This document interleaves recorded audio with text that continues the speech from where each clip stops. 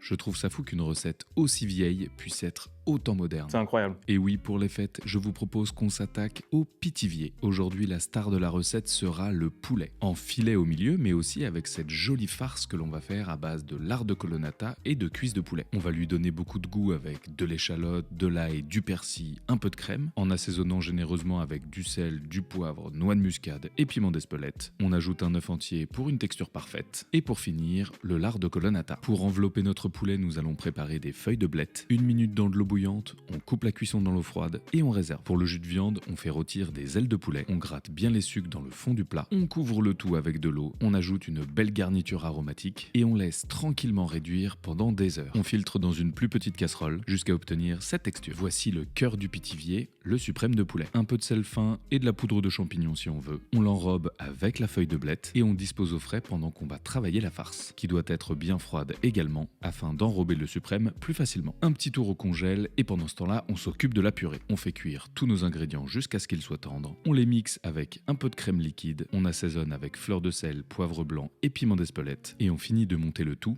au beurre. Non mais cette couleur! L'insert de notre pitivier a bien refroidi, on va pouvoir le couvrir de pâte feuilletée en chassant bien l'air sur les côtés. On peut se créer une petite cheminée pour retirer l'humidité. Avec un petit papier d'aluminium, ça fonctionnera très bien. Et c'est parti pour la décoration. On badigeonne le pitivier de jaune d'œuf, on vient le strier avec la pointe d'un couteau et il ne reste plus qu'à enfourner à 180 pendant 25 à 30 minutes. 5 minutes de repos plus tard, vous allez pouvoir dresser magnifiquement votre assiette avec un déluge de ce petit jus corsé.